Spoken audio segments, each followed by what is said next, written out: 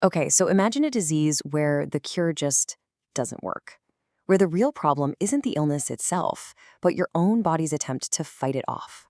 It sounds wild, right? Well, that's the puzzle of erythema multiforme. It's this skin condition that tells a really fascinating story about misdiagnoses, hidden triggers, and a medical twist you won't see coming. So our story really kicks off with this 8-year-old boy. He gets rushed to the hospital, and he's in rough shape. He's got these incredibly painful ulcers all over his lips and mouth, a high fever, he can barely even swallow. For the doctors, all signs pointed to one pretty clear diagnosis, a really severe herpes infection. So they gave him the standard antiviral treatment, but absolutely nothing happened. And that brings up a huge question, right? What do you do when the cure doesn't work? At that point, you're not just fighting a disease anymore. You're basically a detective solving a medical mystery. All right, so to really get to the bottom of this, let's take a look at two specific cases. These two really highlight just how baffling this whole situation was. So here we have our 8-year-old boy, and next to him, a 10-year-old girl. And she's got the exact same severe symptoms. We're talking swollen, bleeding lips, painful sores all through her mouth. You can just see that both of these kids were in a lot of distress, and every day that went by, they were only getting worse. So for both of them, the official diagnosis was something called primary herpetic gingivostomatitis. Now that's a mouthful, but it's basically a really, really severe form of the herpes virus that affects the mouth and gums. And honestly, it made perfect sense. The boy had a history of cold sores, and tests confirmed the girl had the herpes simplex virus, HSV. It really looked like an open and shut case. Okay, so both kids were started on acyclovir, which is the go-to drug for fighting herpes. But after more than a week, nothing. Zero improvement. Their symptoms were just as severe as day one. The cure clearly wasn't working, and that could only mean one thing. They got the diagnosis wrong. The real culprit was something else entirely. And this is what led the doctors to a totally new conclusion. They realized they weren't just dealing with a simple infection. Nope, this was something much more complex, a reaction called erythema multiforme. So what in the world is erythema multiforme, or EM for short? Well, think of it as an intense reaction that's driven by your own immune system. And this right here is the most important part. It's not the infection itself that's causing all the damage. It's your body's super powerful response to that infection.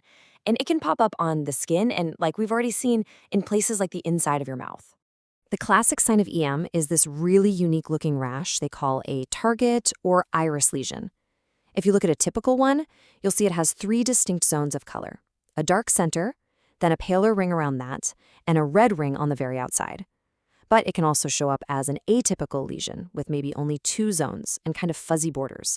And that, as you can imagine, makes diagnosing it even trickier. Now, EM usually gets broken down into 2 main forms.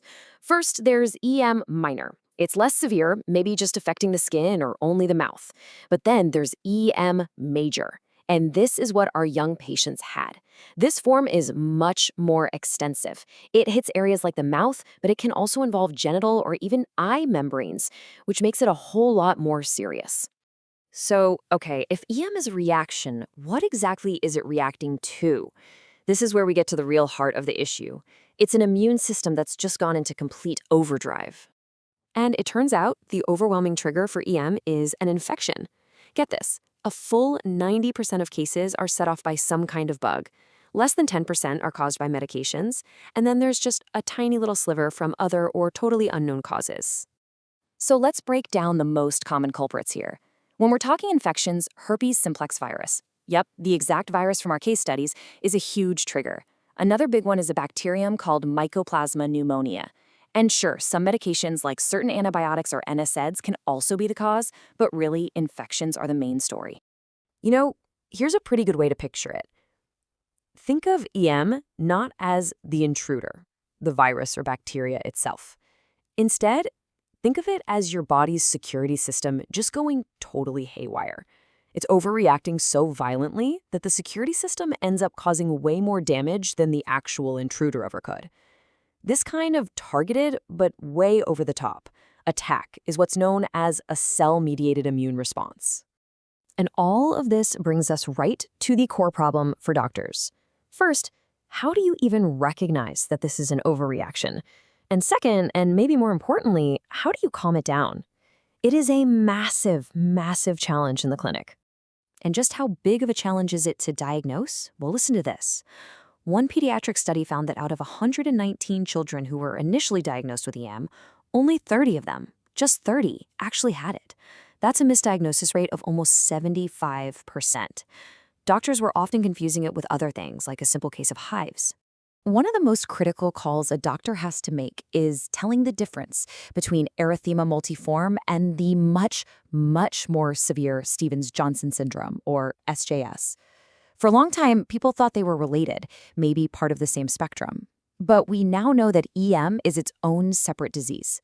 Remember, EM has those unique target lesions, whereas SJS causes these widespread purplish spots and blisters. Getting this right is, well, it's absolutely crucial. All right, so let's get back to our two young patients. The real turning point came when the doctors finally landed on a new diagnosis: herpes-associated erythema multiforme. And immediately, they switched up the treatment plan. Instead of antivirals, they brought out the big guns: systemic corticosteroids. These are powerful drugs designed to suppress that immune system overreaction. And the result? It was nothing short of dramatic. I mean, just look at this. This is the 10-year-old girl, only 24 hours after starting the steroids. The swelling is way down, the sores are already starting to heal. The 8-year-old boy had a similarly incredible improvement in just 2 days. This was the breakthrough they had been desperately waiting for. Okay, so let's put the final pieces of this medical puzzle together and go over what these really challenging cases have taught us. So, why on earth did the steroids work when the antivirals totally failed? It's because the antivirals were aiming at the wrong target. The problem wasn't the herpes virus itself. It was the immune system's intense overreaction to the virus. The steroids worked because they finally managed to calm down that out-of-control security system. So what have we learned here? The big takeaways are pretty clear. First, erythema multiforme is its own, distinct condition. It's not part of that SJS spectrum. Second, it's an immune reaction, usually triggered by an infection like HSV or mycoplasma. Third, diagnosing it is a huge challenge, which leads to it being misidentified all the time. And finally, treating it, well, that's still a major clinical dilemma, especially when it comes to using steroids. And that leaves us with one last really fascinating question to think about. When the real damage isn't being caused by an outside invader, but by our own body's defenses, how do we find the right balance? How do you fight the threat without getting caught in the friendly fire from our own incredibly powerful immune response? That's got to be one of the most complex and important questions in all of modern medicine.